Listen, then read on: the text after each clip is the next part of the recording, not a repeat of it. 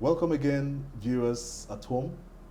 This is your favorite program, Believers Takeover series on Encounter Jesus TV. Today, we're going to be interviewing a very important person who is linked so much to the mandate of dominion of believers taking over powerful and centric positions in our world.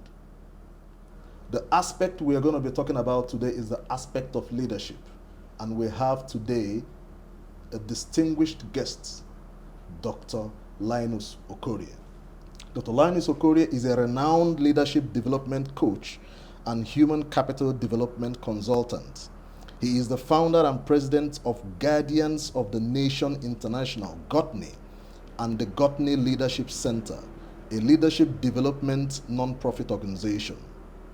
For over 20 years, Linus has been known as a relentless icon in the quest for good leadership in public and corporate governance in Nigeria. His vast experience in leadership coaching, mentoring, and advocacy across the world for over 2 decades has distinguished him as a trusted name in leadership excellence.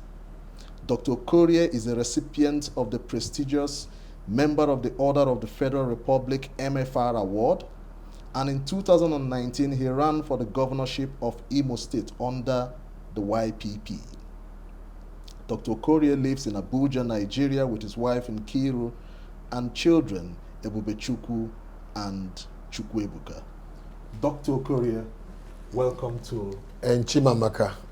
Thank you so much. And you are somebody who inspires me so much. I had the opportunity of being in one of your programs some years back, and I was so impressed in how the Lord is using you to mold leaders. In fact, it is a calling of believers to take over centric positions of influence in their countries, in all spheres of influence, in government, in entertainment, in science, in academia, in wherever positions need to be led. And central in this feature is the grooming of these persons. And that is the assignment God has given you, to mold these people and see how they can function better to do the will of God when they get in there. Now, I want to know, what were the encounters that led you into doing what you're doing? Okay, great. So thank you very much for giving me the opportunity to spend quality time with you, and great work you're already doing and touching society. I had the honor and privilege of having an encounter early in life, specifically I was a member of the Scripture Union. And then I attended WOFB. So it was while I was going through WOFB in the Living Faith Church, Okay. that I came across for the first time a book of the Bible called Nehemiah. Wow. So while I was in this program, Understanding Divine Direction was a particular course, and then as soon as I read the story of Nehemiah, I was so inspired by that story. How Nehemiah had to leave the comfort zone to begin the process of rebuilding the walls of Jerusalem that was already a shame to the world. And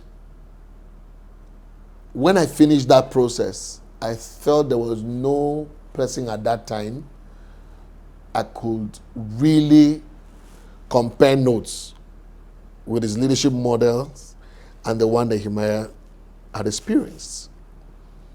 How could this man who was comfortable in the king's palace decide to leave the king's palace to go to suffer, to cast a vision, to mobilize people, to rebuild the walls? And I saw the process. He started first praying.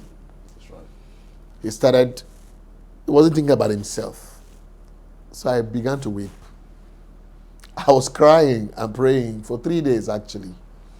asking God to give me something for the future for this country, that we needed to build leaders who model the type of leadership qualities I had seen in Nehemiah.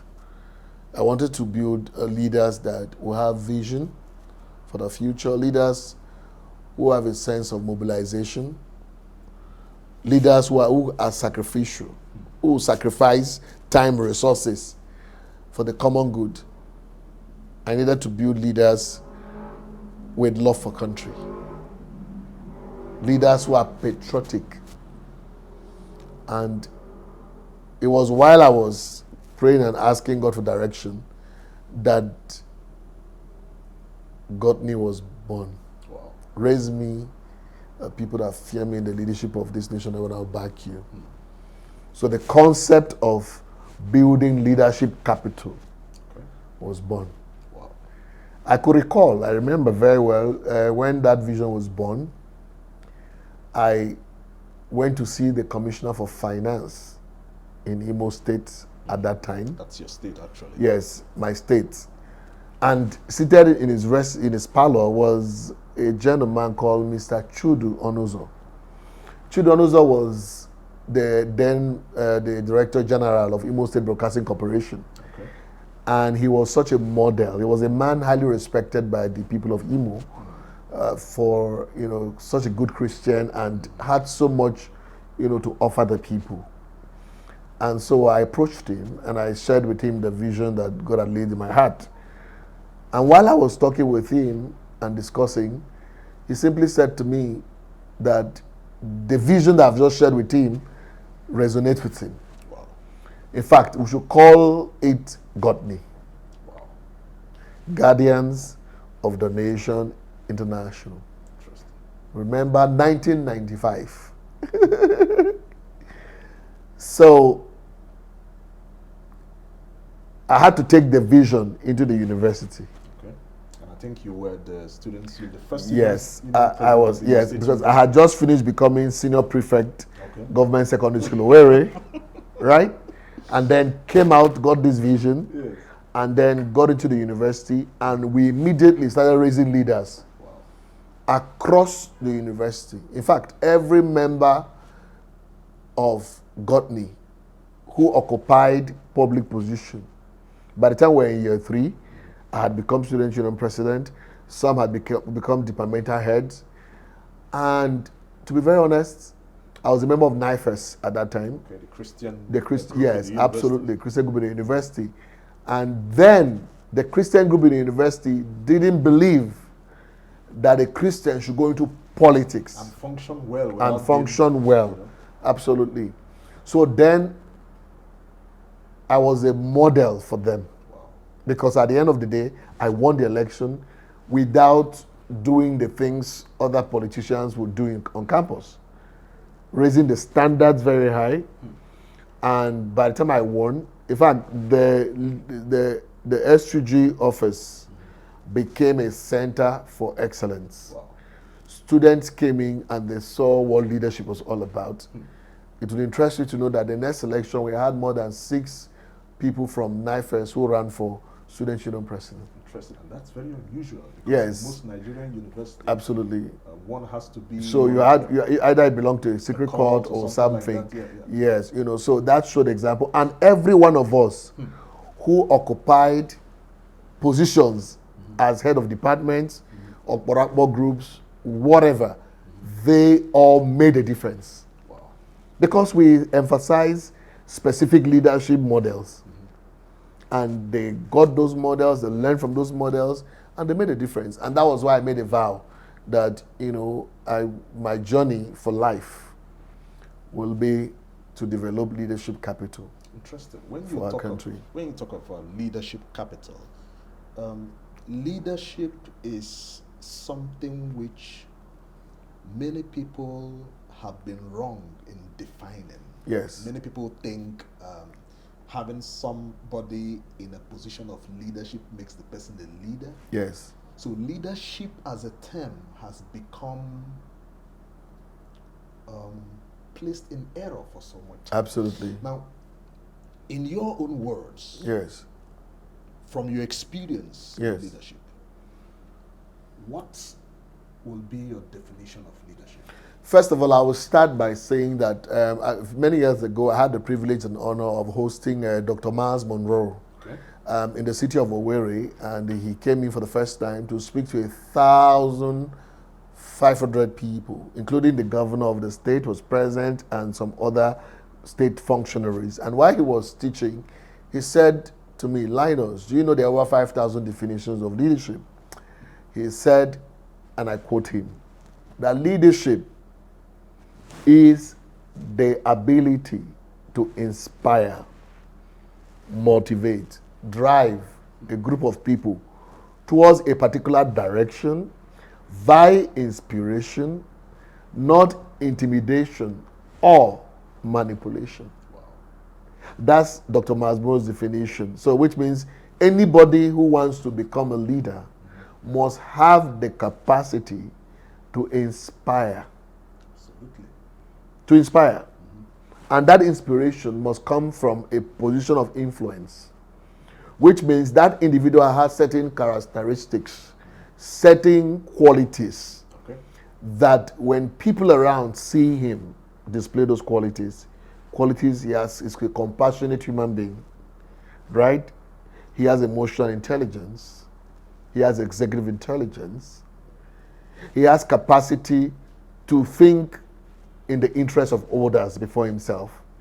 He has capacity to serve other people. Service is his mantra, which means he can sacrifice for the common good. All those elements make up the qualities of leadership that Dr. Masbro described. Therefore, my own thinking, recently I was talking to a group of people and I said to them, one of the most interesting concept of leadership that I have been interested in most lately is transformational leadership. And I decided to frame my own definition of what transformational leadership is all about. And I will quote, transformational leadership is that concept of leadership, that approach of leadership that places premium on humans, inspired by vision, supported by sound principles. Now, this will now help the leader in the process of achieving the vision. The leader is changing. The followers as well are changing. And in the middle of all of that change going on, an outstanding individual is produced.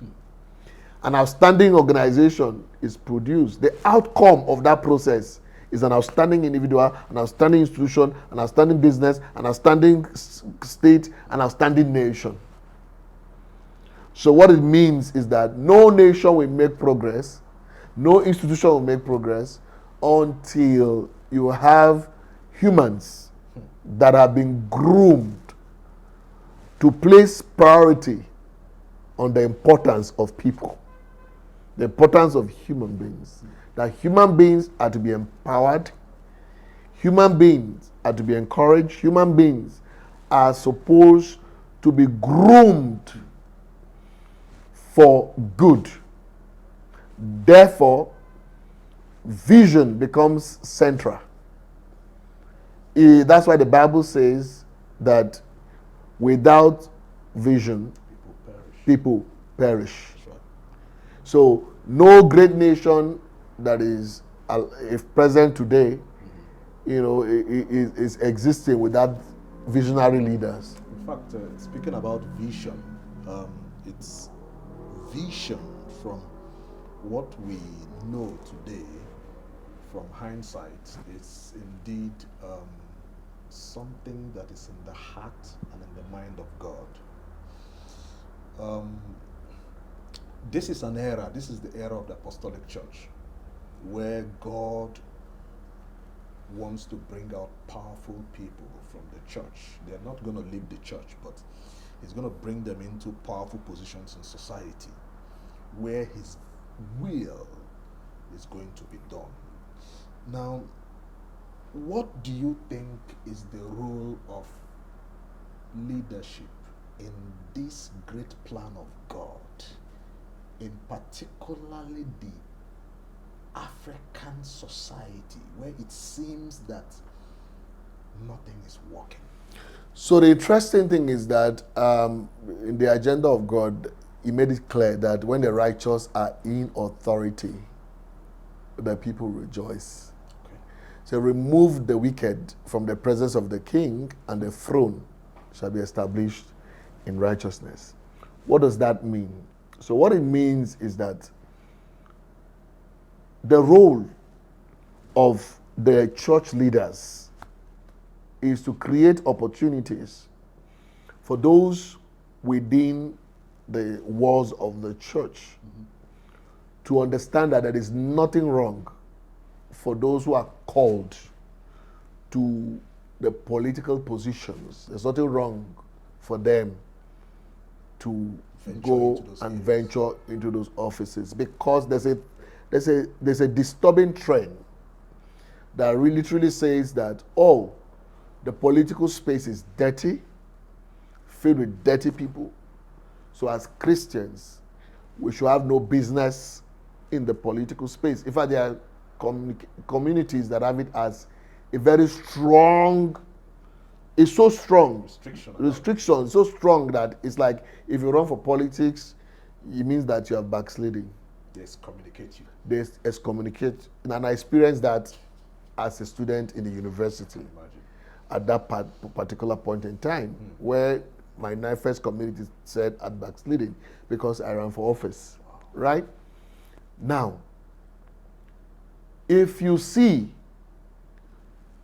the reason why it must be a must for Christians who, especially Christians who are not just Christians, but who are being also groomed, because you might be a good man, okay, righteous brother, but you have not been groomed in leadership capital. Your tongue speaking, you have every, yes, you have every, but when it comes to, working with wicked people, working with foolish people, working with all manner of human beings, you have not been groomed to work with those sort of people, right? There's an executive intelligence that is required for that process. There's emotional intelligence that is required, to be able to work with all dimensions of people without judging other people. Do you understand what I'm talking about? So we're talking about people who are being groomed. So if you have those type of people, the danger of not having those types of people in the political space is that when it comes to policy formulation, right, these people are absent. And because they are absent, they leave the space for people who do not care about the common good, people who are also driven by an agenda that is self-driven or third-party driven, which is the enemy. Do you get what I mean? That's right. So what do? They can create situations whereby things will be difficult. Now, you have the choir girl who is singing in the choir, the group of people who are in choir singing, and all of that. They love God. They really love God, truthfully. But at the end of the day, the economy is so hard that those people will not be able to afford food. Any opportunity that comes their way for them to be able to afford food, they will fall for it. Do you get what I mean? And today, that is actually what is going on, right? The brother who is a tongue-speaking brother, who has applied to do a job in the civil service, in the government systems, right? And you have systems that they have put in 40%, you have to give us 40% to make progress, all types of systems and all of that. The brother will go out there, he has to feed his family. Many people are falling victims of all of this. So they will so you have a system whereby, we have fluctuations. People who love God, they come, serve God, they by the time they leave, go into the marketplace hits them left and right, compromises, then we return again back to, we cried to God for help, we still, so that's what is going on. So, but if you have people who are really, really passionate, and they are prepared and they are spiritually sound. And then, of course, and they have all the other leadership competencies, and they run the political offices and they win. If you have a critical mass of them in the House of Assemblies, in society, then people will rise. And that was why Abraham Lincoln was praying a prayer many years ago. He said, "Oh God, may men and women of principles become our principal men and women." Wow. Do you understand what I'm saying? It was out of, because he has experienced it. Like, you look right, look left, you're not seeing people who share the same, ideals with you, the same principles with you. Because, it is a fear of God sometimes that even in the secret that helps us, to go away from signing certain deals. You understand what I'm talking about? If you're a Christian, a man with a love for God, you fear God, and you are in a position where you can sign up billions, but the fear of God can restrain you. Do you get what I mean? So those are the issues. Do you get what I mean? We're not saying that we want perfect human beings, basically. It's a journey in itself. But what we're saying is that we want people with a heart for God, who really love God, and then who have those principles we're talking about, and who are committed to excellence. You know what I mean? Committed to excellence, competent. They are competent in whatever they're doing. Because the Bible says, whatever your hand finds to do, you do with all your might. Do you get what I mean? Yes. So we're talking about a call. This is a call for leadership, not just in the political space, for leadership in business world, for leadership in entertainment, for leadership. There are people who are blessed, they have a lot of gifts, but they cannot go to the entertainment space, right? The media space, they can't perform there because they say, "Oh wow, we can't fit in there." So at the end of the day, people are creating narratives that are driven by the wrong spirits. Do you get what I mean? By the wrong principles. Those narratives are being driven. If you go to social media right now, you can see the narrative that is being, bombarded, here and there. Yeah. So that tells you what we're saying, that, we need a new generation of leaders to emerge. In fact, we are talking about this matter of a new generation, which is very important. We'll get back to you. This discussion is getting heated up, and I'm learning so much, and I know you're learning too. We'll get back to you. We'll take a break, and then we'll back to you. Thank you very much. Did you know EJMI stands for Encounter Jesus Ministries International? Join us every first Sunday for our miracle service and every last Sunday for our Thanksgiving service. Encounter Jesus Ministries International is making a global impact, reaching multiple nations, and our TV, the Encounter Jesus television station, broadcasts to over 80 nations, transforming countless lives around the world.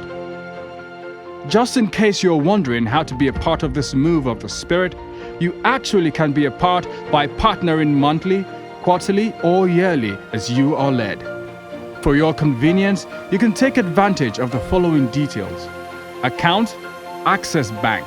Account number 187-070-4250 or call +234 905 592 4687 for more information.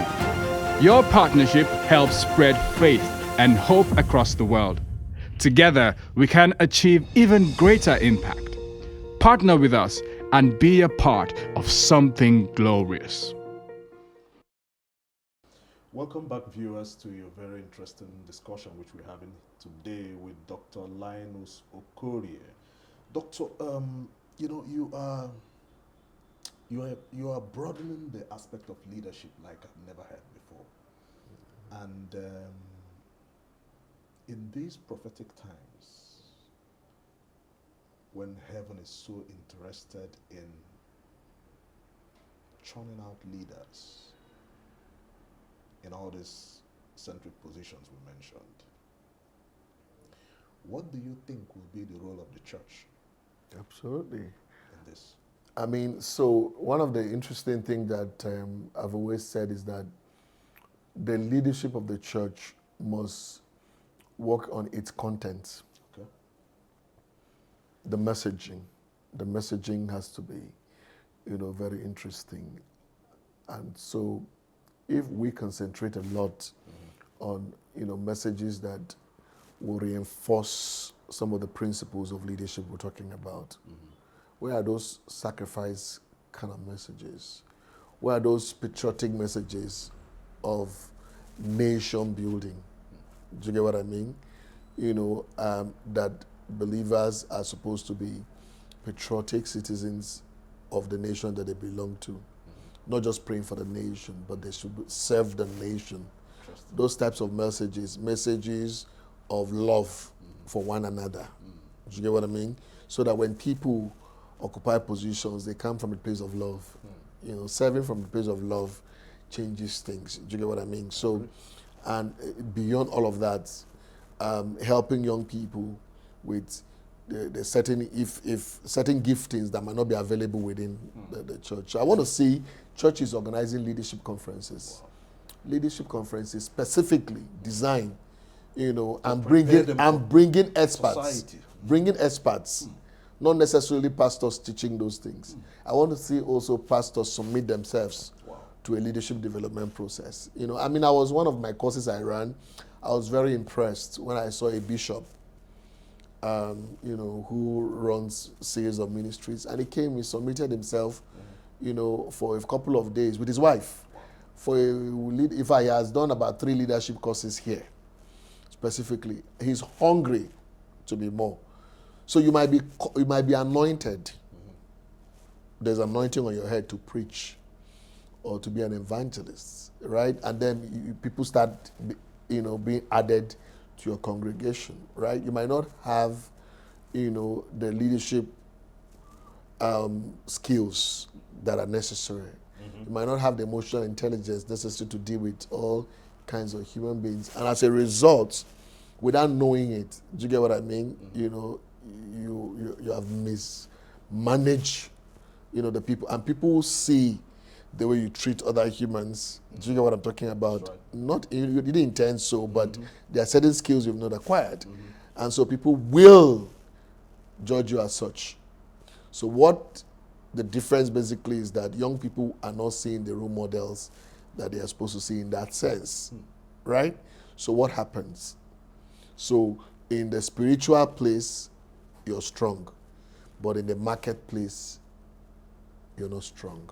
So that's why it's important, for people to find certain gifts that are not readily available and bring it in. Do you get what I mean? And let young people be groomed in that process. Let them be inspired in that process.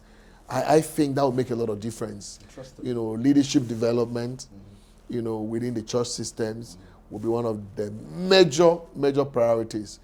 Because if we begin to do that type of stuff, then guess what?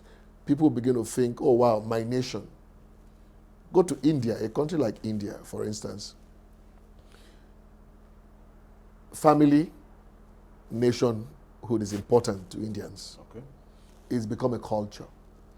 So young people start from their early age, they start teaching them the importance of their nation, the importance of the flag of the nation. Do you get what I mean? That was what Nehemiah represented. Wow. Takes you back to the first college. Takes you back. So the Nehemiah experience of, yes, we are Christians, but we are existing within society. Yeah? So we must also be if they're talking about constitutional review, Christians should be interested. Because in that constitutional review, there is a place of a need there for love. Is a place, even within that constitution, there's a place where something can be hidden that would now be against the well-being of the well-being of not even society, Christians, but Christians themselves. Do you understand what I'm talking about?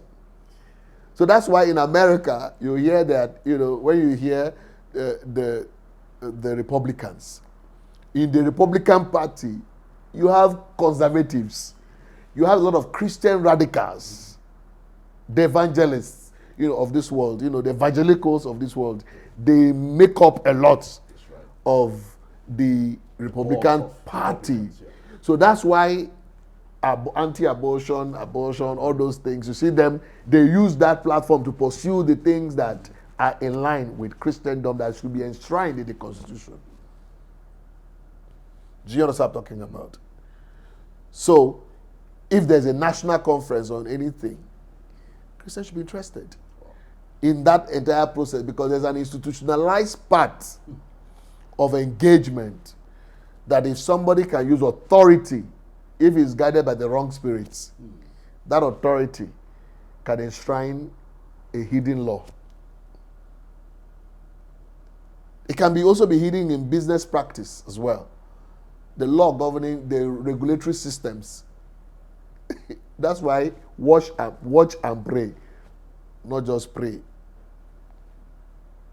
Do you understand what I'm saying? I get you. So that's the point I'm making. I'm saying that, Christians should not just be interested in heaven alone. That's right. We're on this earth. We have a mission here to fulfill. We have a mission to fulfill. You see, you Occupy until I come. That's a very powerful statement. In fact, going to that, you see, you made a very powerful saying, one of your quotes actually, which I admire so much. I love reading your books, and you said, "The pursuit of a vision changes a leader." Oh yes. That struck me. What do you mean by that? Yes, the pursuit. You see, vision is one critical thing that will discipline a man. As humans, we are Christians. We have our frailties. We have our weaknesses. You know what I mean? You see, there's no Christian leader that you will not see him battling with one weakness or the other. In the flesh, as a matter of You fact. understand what I'm talking about? But in the process of doing that, but when vision is before us, right? Vision, is what disciplines us. So there are things we want to do. But when the vision of the future is clear in our eyes, it restrains us. It stretches us. Do you understand what I'm talking about? Yes, I do. So that's the role of vision. Because for you to accomplish the vision, there are a lot of sacrifices that you must make in the process. There are friends that you have to stay off from. There are habits you have to work so hard to kill in the process of vision pursuit. That's why it is important for the Christian community to build a system where their members will know the importance of self-discovery, the importance of the pursuit of purpose. Do you understand what I'm talking about? That purpose is critical and important. That vision is solid. So the more people who are visionary in the Christendom, then you'll be betting television stations. You see Christians will be betting television stations, universities. With our values, enshrined with values. Do you understand what I'm talking about? Regent University in America is one of the universities, in fact, that was built by the Seventh Day Club owner, Pat Robinson. I did my organizational leadership masters at the Regent University. Right? The best university so far in the world in terms of leadership development so far. Right? But do you know what? Enshrined in our curriculum were sound Christian values. If sometimes they hit some scriptures inside it. Do you get what I mean? So they give you assignments that are, you begin to quote scriptures, as the case may be. So you have a lot of people, atheists, all manner of people who have come to pass through the university, but because these universities are guided by their own principles, they can shape what goes on. So the people who pass through that system are shaped. And that's why you also have, the Catholic secondary schools. Those who went to Catholic schools and all of that. You could see the type of discipline that, So these are, absolutely. So these are the things we're talking about. So we're talking about betting visions. We're talking about going to what stops somebody from, designing a vision to own aircrafts and set the principles. Do you understand what I'm saying? So our vision will not be limited. Do you understand what I'm talking about? There are a lot of visions that if we open our eyes and we're on our knees as well, you will see a lot will emerge especially this end time. You see, you keep talking about visions, visions, visions. From what I deduct, visions are a critical part of leadership. Absolutely. Now, how will the viewer there, the one listening to you now, how will that person decipher this vision from God? I mean, if God is chasing that person around with that vision, that person has been with that vision since he was born or she was born. How do you think the person can decipher that vision, the particular vision God is calling that person to? So if there's anybody listening to me right now, the first thing that you need to know is the fact that as a Christian, all visions, they are from God. Before the foundation of the earth, He created you. So He knew you. He knew what you would become. And so if there's anywhere you're going to find vision and purpose for life, is on your knees, like I did. I remember that particular experience I had. I had to spend time praying and asking God for direction. Okay. And it dropped in my heart. Already, before, while I was in secondary school, people already started seeing a lot of leadership qualities around me. So people will see. Family will see. Friends will see. Right? But sometimes you don't even realize it until that personal conviction comes. Because it comes very easy. When that conviction comes, you will never, from that day that vision hit my heart about what my calling was, literally, I've not rested. Do you get what I mean? Because if a man doesn't have a purpose waking up, sleeping becomes interesting. So what is that thing that can wake you up from sleep? This is something that is burning your heart. There's something that you see. It's just an energy comes from within. No, I don't, if I want to play a role in media, there's a lot of mediocrity going on. You discover that you just hate mediocrity. It's a pointer to where God has called you. Do you get what I mean? But the primary thing is that there's a place for close yourself with Him. And, He will speak to you in ways unimaginable. Do you get what I mean? And so when a vision is inspired, this is 31 years I've been on this mission. That's interesting. From the age of 19. I've not done any other thing else in this life except leadership development. You have perfected so much this aspect of leadership, of grooming leaders. Yes. You have met powerful people. Yes. In fact, you guys are going to see much later in the program pictures of great people he has been with, and you've been with most of them policymakers that have changed things in their societies. What would you say is the problem of leadership and governance in Nigeria? Okay, so the problem is that everybody talks about deficit of leadership capital, but nobody is investing in leadership development, right? So 2012, the American government, under the Department of State, nominated me for what they call IVLP. Okay. So in that program, you don't apply. They choose you. They'll choose you. They have their own systems. I was among the 4 people from Africa, and total was 27 of us.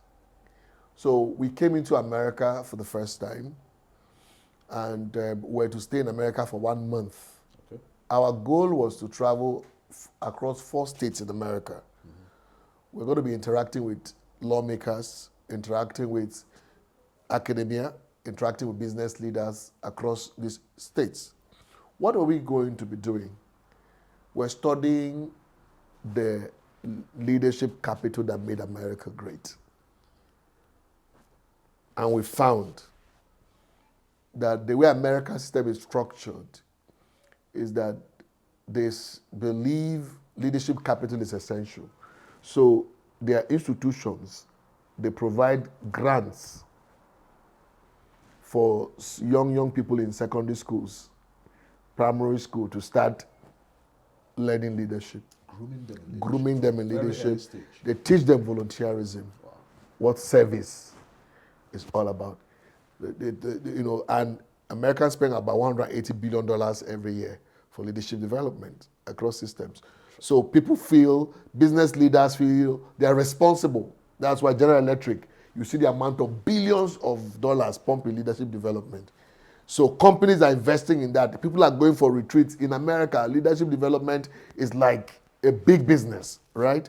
Because there's investment in it. What you're saying is that most of these companies through the CSR. I said dedicate them leadership development is important for them. Obama came and started doing a leadership development in Africa. So people were being taken from Africa to America in their numbers, huge numbers, 500 for leadership development, right? Yeah. Now, let's come back. By the way, in that trip, I met a young man called Aaron from New York, because they brought 100 young people from 50 states in America, 2 per state, and they brought them to interact with us, the internationals that came from all over the world. And they planted them on our tables in one of the dinners we had.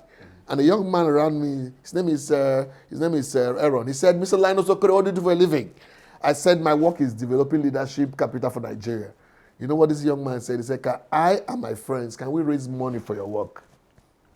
17-year-old. Because they have been taught volunteerism. In Nigeria, an average 17-year-old boy will wash your car and opens his hand for money. Because we have not created a system where from high school, from primary school, from university, there is no curriculum for leadership development. There's no investment for leadership development. Show me any budget that there's in government systems today that is towards leadership development. Even in churches, show me budgets that is planted to say, let's train our young people, let's send them out for leadership development. So you can see that until we reverse that, you won't be able to create the pool, a critical mass that will think leadership. Because the greatest task of the leader is to convert every follower to a leader. And that is not happening right now. You saw in the Bible, the people who followed David, day after day, they came unto David to help him. That's right. Until it became a great army. And that army was the army of God. David reproduced after himself. That one time, you're talking about people, one person is fighting 300 persons with a jawbone. Do you understand what I'm talking to you about? Investment for leadership development in this country is, in Africa, is near -1. So that's why, even when you have in budget, in ministries and institutions and agencies of government, right, at the end of the day, you still see most of those leadership jobs be given based on I know you. So people who portmanteau with no experience for leadership development will execute those types of things, and it will be mediocre. That's interesting. So if we must change the narrative, We must be deliberate about it. there must be businessmen who have made money should begin to invest money in their communities, in the villages. I want to take 40, 50 young people out of my village, send them to Abuja. To the Godly Leadership Center is here. Send them here, and we will groom them here. Imagine if every businessman in this country does that from their communities. Then you know what is going to happen? What's going to happen is that those young people will become great leaders in their thoughts. When people come to buy them with money during the elections, they will say to them, "We don't need your money." Stomach infrastructure will no longer control their thinking. Because they have been groomed. If you have not groomed them, what do you expect of them? No amount of preaching during elections can change anything. That investment must not just be only investment in evangelism. It must be in leaders. It must also be an investment in let's groom the quality of our young people so they can be nation conscious. They can be nation builders. Do you understand what I'm talking about? I get you. Nation builders. People who care about the growth of their country. Okay, speaking about that, I would like you to, this has been a very interesting discussion here, and in conclusion, how possible is it for such a leader of your visions to function in society, in a few words, to function in society and not get corrupt or join one secret society? Or So that's why you need a critical mass of leaders. That's why I'm talking about the investments. So when you have leaders who are well groomed and the leader shows up, it doesn't come as an individual. It comes with his lieutenants who have been schooled in a school of thoughts. Do you understand what I'm saying? I give you a clear example. As a student union government president, very clear example. We had money that was in our purse. So majority of the guys in the cabinet says, let's squander it. Let's share this money. After all, we have not been given any money since we came. We have not been paid salaries. We have not been. Let's use this money for ourselves. And I'm the leader now. I said no. That this money should be used for a project that everybody will see, tangible project. And the infighting started immediately. I said no. I was already put out for Parliament to impeach me for doing the right thing. So I found some guys in my team that share the same values with me. And I told the Secretary General, I said, look, I want you to go ahead and give this, bidding. Let this have a bid. And there's a guy who wanted to do, direct labor. Let's make sure he gets it. The guy made his presentation, and the secretary. So I didn't touch it. I wasn't part of it. Yeah. There was a committee just to remove myself from it, and they set up that thing. And they were laughing at us. We didn't have a good gate, a school gate where people can take pictures and say they're in a university. We look like a secondary school gate, and the guy designed something very beautiful and began execution. Meanwhile, I'd gone from one hostel to the other in the night to talk to students, to share my vision, what I wanted to do. So these guys started blackmailing me. There were a lot of pamphlets all over the place saying I've given out contract because I wanted the money. So corruption will fight you when you fight it. Do you know what I'm saying? But they were late because the students already believed me. They knew that the guy they elected was a guy who believed in certain principles. Interesting. And do you know what? The day that they were to impeach me in the Parliament, I wasn't there. But the God that saw my heart, because I knew that I was, they were going to go on me. I went on my knees. I cried unto God. Told God about it. And told God about it. And do you know, the guy who went there was a lecturer.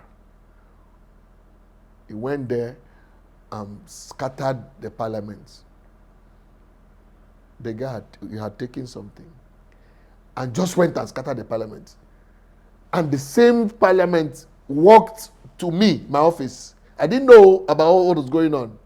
They came to my office and said a lecturer had embarrassed them, that the lecturer must go. I led a demonstration to the Vice Chancellor to complain against the lecturer. Right? Because I was doing my job as student union president. The matter was settled at some point. It was later in life that one of the ringleaders now said to me that those guys, that day was the day that they wanted to impeach me. But that was the man that saved me. You are Didn't you see God's hand in the entire thing? And, I'm so inspired listening to you, and I know our viewers as well inspired also listening to you. Thank you so much, Dr. Linus Okorie, for what you do. Thank you, my brother. Thank you for being on our show. Thank you. Brothers and sisters there at home, you have heard it all. That leadership is also something where you can get into. But you need to be groomed, and you need to trust God for what God has to do. We've had an example today which we can all look at and remember what God can use us to do. Come out and do what the Lord has called you to do. Till next time when we will be on this show again, Believers Takeover series, Ndubisi Dejora Kalu is my name, and I say, God bless you.